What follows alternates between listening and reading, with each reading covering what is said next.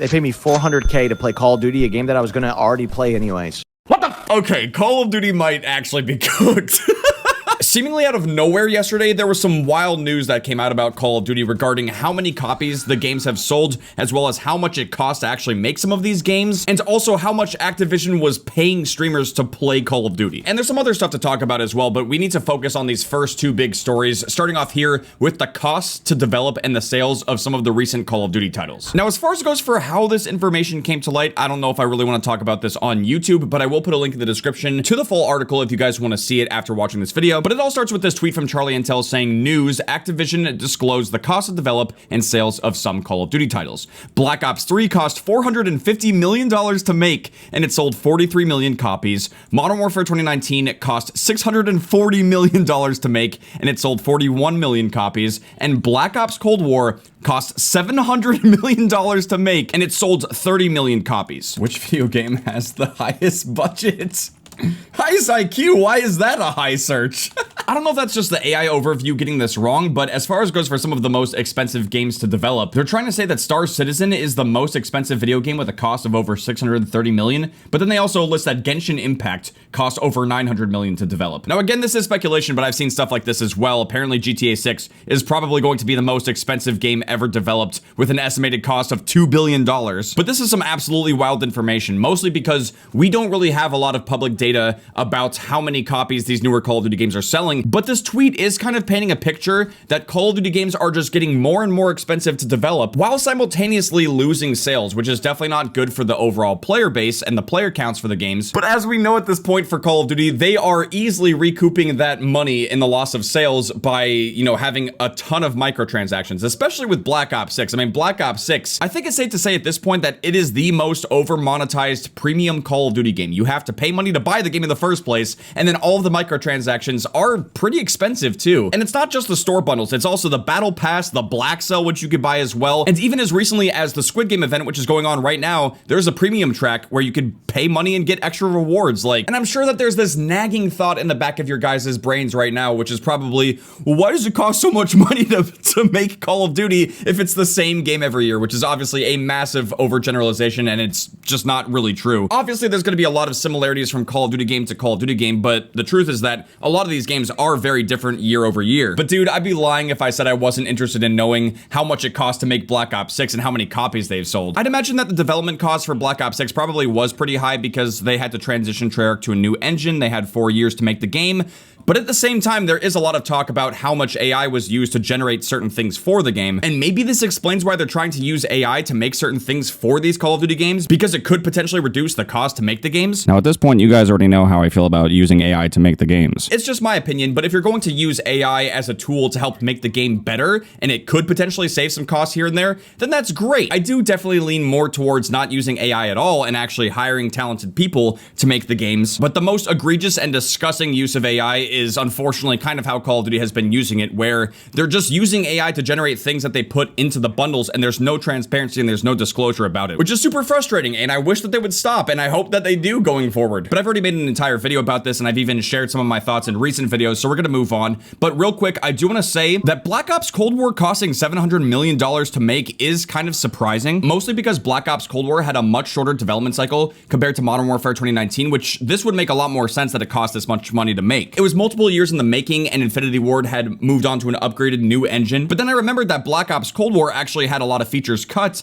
and that the game was actually originally developed by Sledgehammer and Raven, but because of disputes between Sledgehammer Games and Raven, they had to pull Treyarch in to take over the development of the game, which could potentially explain that really huge cost for Cold War. But what's really interesting about a tweet like this is that people will see these numbers and they just straight up won't believe it. When they look at these costs like $450 million, $640 million, and $700 million to make these Call of Duty games, people are going to say that that's not the cost to develop the game, and that those numbers, that money was used to actually market and advertise the game. Now, since this information is coming directly from Activision, we do have to kind of take it with a grain of salt and take it at face value, but at the same time, they are making multiple billions of dollars every single quarter off of the microtransactions in these Call of Duty games. So hypothetically, even if Black Ops 6 costs like $1 billion to develop, they would still have plenty of money left over to market and advertise the game, which they clearly did because they did a lot of advertising and marketing for BO6.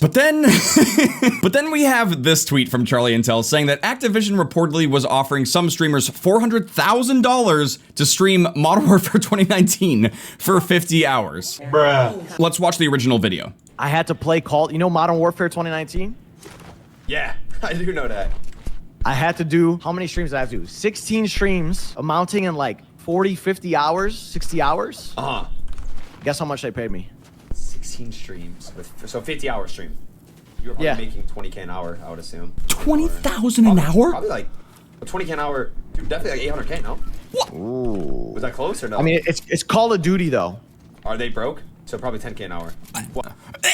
Are they broke? Boy, have you lost your mind, cause I'll help you find it. What do you mean is Call of Duty broke? That's crazy talk. What is this? What are we talking about here, guys? Getting paid $10,000 an hour, $20,000 an hour? Oh my God. Bro, what world are these guys living in? Is it time to become a Fortnite streamer? I mean, what's going on here, guys? What is this? Let's back it up again. Let's just back it up a little bit. Was that close or no? I mean, it's Call of Duty though.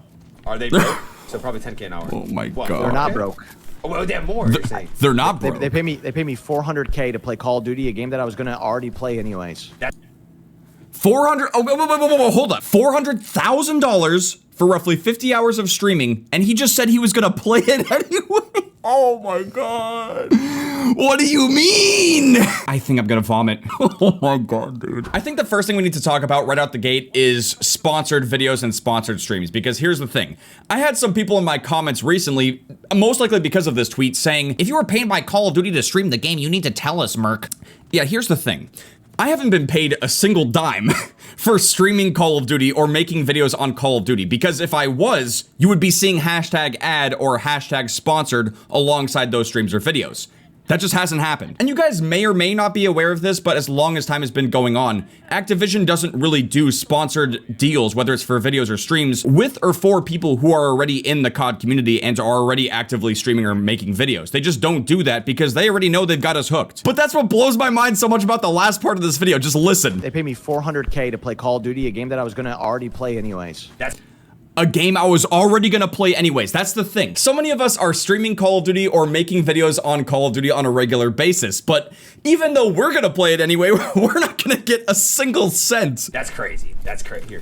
Yeah, you're right. That is crazy. That's freaking crazy. What absolutely blows my mind about this tweet and the reaction here is the fact that making sponsored content and working with a brand is a privilege, especially when you're a streamer, because they are just straight up giving you money to stream and play their game. If I boot up Black Ops 6 right now and go to stream the game, I'm not getting paid to play the game. And I do think that's where there needs to be some more transparency, because a lot of people are confused. A lot of people think that everyone is just paid to do these things, and some people are, and you'll know that because it'll say hashtag ad or hashtag sponsored on their content. But if it doesn't say that, then they're most likely not getting paid. I'm sure that most of you guys watching this video already know this, but for those that don't, when it comes to streaming on Twitch, as well as streaming on a lot of other platforms, the majority of people's revenue is being made by subs. Typically, most streamers are making most of their revenue from streaming by fan support, by people subscribing to their streams. It's a little bit different when it comes to YouTube streaming, because YouTube also pays pretty well for the ads that run alongside those streams.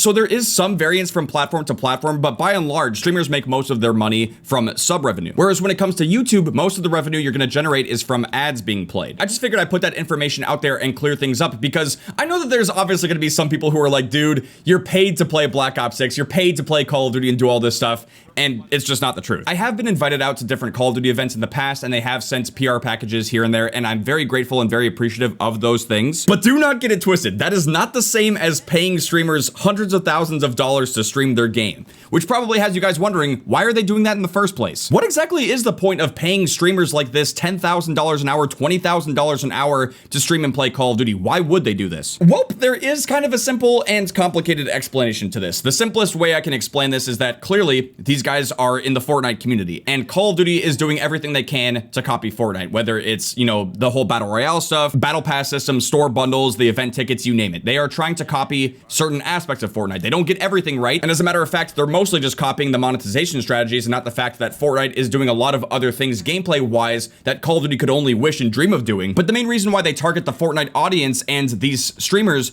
is because of how popular Fortnite is, and also the influence that Fortnite has had in the gaming scene for quite a while now. Even though I don't really play Fortnite anymore, it's most likely because I'm not the target demographic. But I'm sure that Activision is well aware of the fact that Fortnite has kind of replaced Call of Duty in the sense that it's the game that all the kids are playing. It's the game that the younger generation gets on and plays every single day, and they are trying to actively poach those players and get them to play Call of Duty instead, because back in the day, that's what we used to do. We used to be getting on Call of Duty. We didn't have a Fortnite back then. So in a sense, Call of Duty has kind of culturally been replaced by Fortnite, and that's why they have aggressively gone after these Fortnite streamers and paid them so much money in the past. It's because they're trying to get that part of the culture back. And I just want to make it abundantly clear, I don't have any problem with these streamers getting paid by Activision to play Call of Duty and stuff. It actually is bringing more people and more players over to Call of Duty. So at the end of the day, it is a net positive, even if not that many people will stop playing Fortnite and play Call of Duty instead. I'm not gonna lie, I do find it kind of shocking that they're unfazed by talking about getting paid $20,000 or $10,000 an hour for streaming and playing Call of Duty. That is pretty wild, but at the same time, they can go get their bag. But it does kind of raise another interesting point. Call of Duty is definitely trying to be more and more like Fortnite as the years go on, and it does kind of feel like Call of Duty is losing its identity along the way. I can tell you for a fact that things were way different than they are now. Straight up, those games were just cooler. They were more badass. They immersed you in those worlds and those environments, especially World of War. I mean, that game's aura is just maxed out all the way. And that is a pretty sharp contrast to what we have now, where the Call of Duty games, when they're released, they do have some identity, and they do try to be like what these older Call of Duty games were, but then ultimately, they all just kind of get molded into this same kind of Fortnite thing, where they start releasing crazy bundles and stuff like that. And yes, it can be fun. There is some wacky and goofy stuff that actually does kind of make the game more fun, but at the same time, from the outside looking in, I'm not exactly sure how other gaming communities view this. It seems like Call of Duty starts off as a serious game, and then it just becomes a joke by the end of the year. And maybe, just maybe, that's why they're having a harder time getting new players to want to play the game and check it out. Because instead of making a Call of Duty game, they're making Call of Fortnite. Just some food for thought. Definitely let me know in the comments what you guys think about that. Oh my god, in other news for Call of Duty, Treyarch confirms that the patch notes for January 3rd Zombies update was wrong. Vermin was not fixed, it will be fixed with Season 2. So basically there's this whole thing going on where you could actually get attacked twice during a single attack from a vermin. Treyarch had said, "Thank you for your reports. This fix was originally scheduled for January 3rd. Okay. But unfortunately it did not go live as planned. We have now scheduled this fix to go live with our Season 2 update." Oh my god. Is that really something they can't just hotfix at this point? Like, why do we have to wait for a major update for vermin to be fixed? And I'm pretty sure at this point it's been weeks since this has been a known issue. Nvidia announced last night that the RTX 50 series cards are available later this month. The 5090 is going to be $2,000. Hey, any PC companies want to hit me up with a sponsorship?